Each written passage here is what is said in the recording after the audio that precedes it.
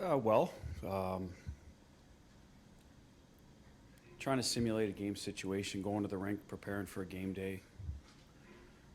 Listen, I don't know at the end of the day how everyone's going to play out until game one happens.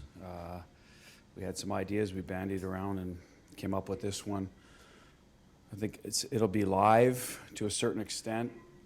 We'll obviously talk to the players about the physicality part. We're looking for compete and we're looking for pace. We're not looking for guys to blow each other up, sort of start getting back into it. We've had good practices, but this will just be a little bit different.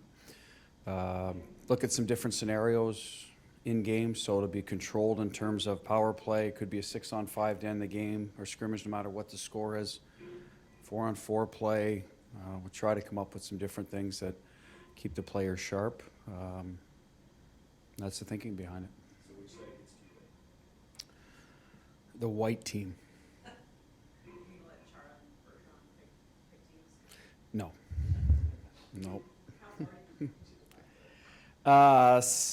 We're going to try to have it, try to simulate a little bit a checking line versus a top line. So we'll still sort through the final kind of, there'll be 3 lines in each team because we're going to use the Providence guys. It'd be actually good, a great stage for them. I haven't seen some of them in a while, so, they'll be addressed.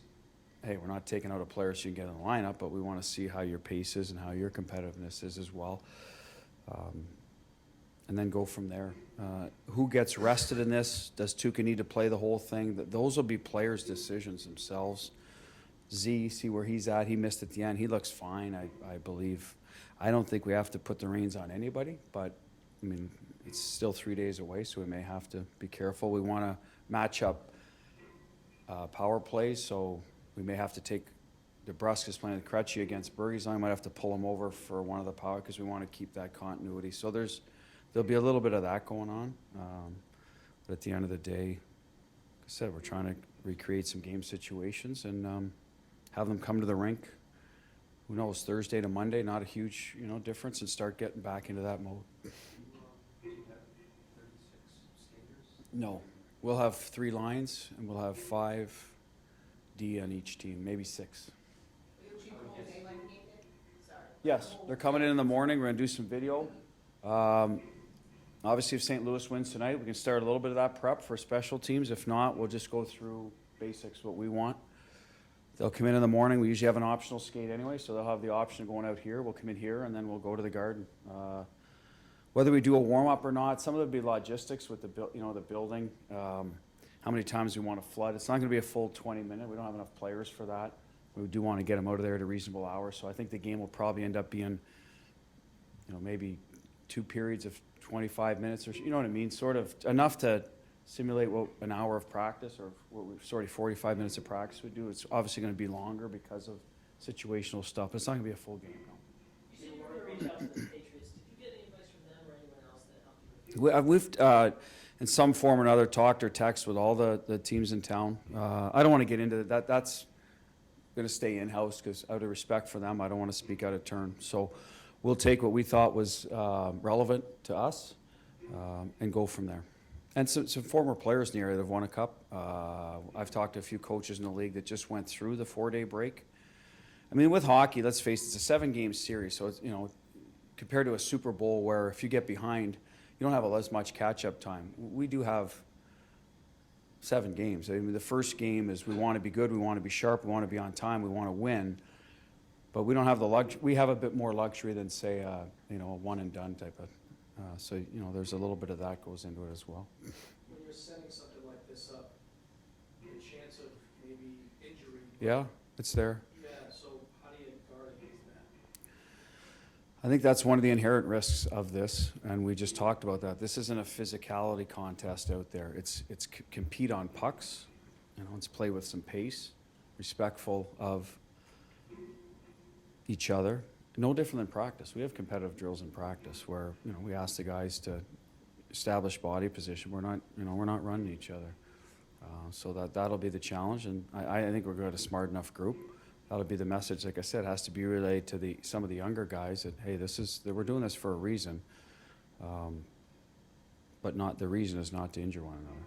As a coach, what type of eye would you have on Black Aces at this time of the year, or would you kind of, would you let that like Well, Say, focus on you guys. yes, it is a referral from the people who have seen them more than I have, but this is a chance again to, right now, Kuhlman and Wagner are extras. Wagner didn't play obviously with an injury, so you got Kuhlman who's a right shot, has played predominantly right wing. Well, what if the center goes down? Do we look at, so it's a chance to look at Frederick again.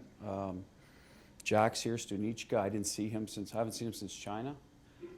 Be a tough environment for him to come into, but listen, it could be a one game where you need the best out of a player, and if he's the best fit. So it's an opportunity to see some guys you haven't seen for a while as well. Left side is Carey, Bleed.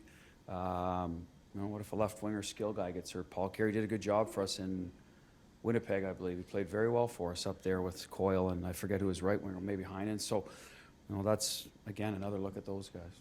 Any incentive for the winner? They will put something on the line. That's something I'll have to discuss with them. I think that's important. What it is could be something very minimal or, whatever they kind of want to decide.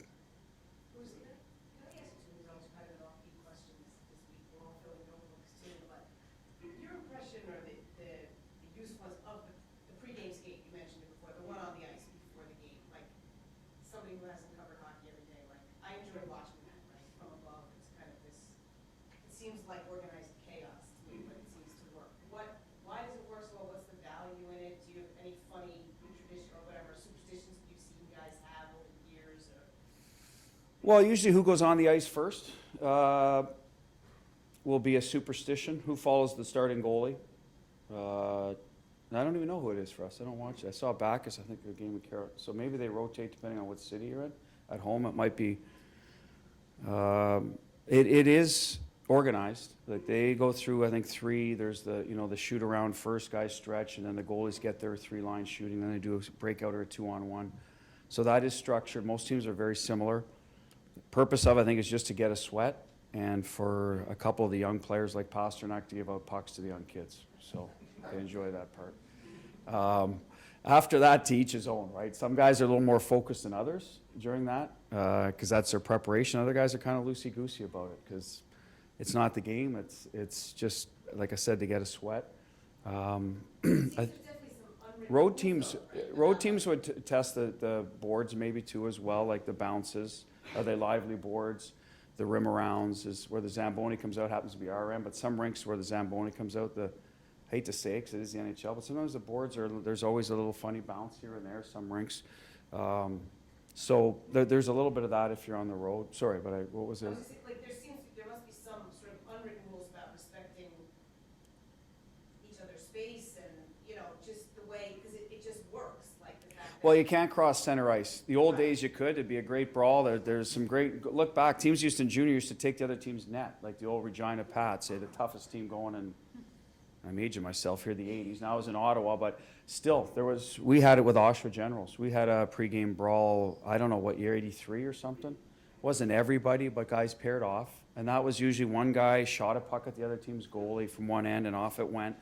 And, now they've got a hold of all that stuff. And I think they even have linesmen that will take a look at the warm-up case. It's videotape now. So if you're up to anything, it's all right there. So. Other than that, I don't know if the guys, there's a lot of chit-chat, or there never was before.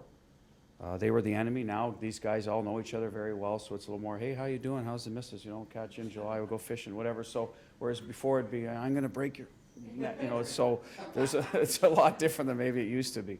Other than that, I'm not out there. I don't go on the bench. I used to years ago when I was by myself to take the other team's lines. Could be gamemanship there where you send, one day if you're mad at the other coach, like Bergie, you go out with Corrali and Achari, and see if they start panicking in there. Holy, Bergie's playing, he must be pissed at him. He's playing with the fourth liners. So there's a little bit of that. Some coaches do, but I think they have everything on video now, so they know all that stuff. Other than that, I don't. Just a way to interact a little with the guys and even with the crowd. Like I said, some of the guys, they're pounding on the glass. You see those signs, "Will you marry me, Pasta?" or whatever. So. I don't know. I'm kind of rambling to fill your pages now. Anyway, that's enough for me. Anyway. With Chara, have you noticed any ways in which he's taking this run in differently than he might have in previous years? Obviously, he's still signed for one more year after this, but at 42, you sort of never know if this might be your last chance. Well, he's very focused when talking to him about this whole week leading up to our, about the preparation, the tickets, the families, how to balance your time with, now I wasn't around him in 11th. I had the Black Aces, so I can't, he seems like a pretty focused guy to me anyway, but I'm going to guess it's ramped up. It's simply because of where you are in your career. It's tough to get back here. They haven't been back since 13. I'm sure those guys that were here look at that as an opportunity lost, and they don't want to go through that again. So that's what I sense from them right now, which is good because we have some younger guys that haven't been through it, and you don't want them to think that. I mean, I'd love their confidence if they assume they're going to be here every year, but it just doesn't work that way. So I hope that message gets across to them as well. Bruce, any word on how Z's feeling today? I have not seen him, which is good. It means he's not in here for the wrong reason. So I think he's going to be fine. Well, again, tomorrow morning at practice, we'll see, but I think we're good there. Since you put back into the lineup, except for maybe having to switch out Wagner, they haven't changed any lines in quite a while. So are you getting fidgety? Well, with that answer I gave you, you can see I got some nervous energy here. I know it's No, I'm not. I like to move pieces around in game. I think it was asked that question, I don't know by who, I think it was after the Toronto game. I didn't have a great answer why I didn't change. Some of it in season is motivational. I mean, you want to build chemistry, but like if you're not dead set on your four lines, which we weren't, that we had a third line center and a second line right wing spot that we were. I don't want to use auditioning because that's not fair at this level, but we were trying different players that we thought were capable. So you move pieces around to get, to keep them motivated. Reward a guy here or there. Like when we moved Wagner up for a while into the second, I think it was we played with Bergie and Marsh. We went past to us here. That's just a bit of, hey, Chris has done a good job for us. I think players appreciate that if they notice that they can go to the head of the front of the line a little bit. But this time of year, there's the motivation is it's those things that are out in the hallway, those silver trophies, right? That's it. There's no extra minutes or this or that this time of year. It's about winning. So I think that is part of the reason why there is more consistency. And secondly, we're winning. The job is getting done. So why fix something that's not broken? You mentioned nervous energy a second ago. Are you nervous right now? Or you seem at least like you're having fun with it. I'm enjoying it. Don't forget, I've been around a while too and haven't been through it, so I want to stay in the moment. I know what's at stake. I'm not nervous. I'm not a nervous guy. The only thing that, as the game comes around, it's always, have you prepared enough? That's what I always worry about. Are the guys ready? I think I know we're going to be prepared. You don't want to, especially with the time we've had, you don't want to miss anything, but no, I'm not nervous. I'm actually more excited and that 8:07 puck drop, or I guess it's NBC, so maybe 8:22 or something. Tend to drag it on, I get it.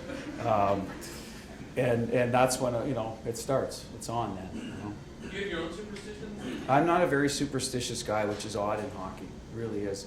I have routine, so people say, well, your routine makes you superstitious because you do the same thing every so does it. But I don't have couldn't tell you what suit I'm going to wear or tie. It's not already like my lucky tie's coming out, or I'm wearing one, I'm not changing my underwear till we lose, and we've won 7 in a row, so they're pretty stinky right now type of thing. I'm just not that guy. Never been that way.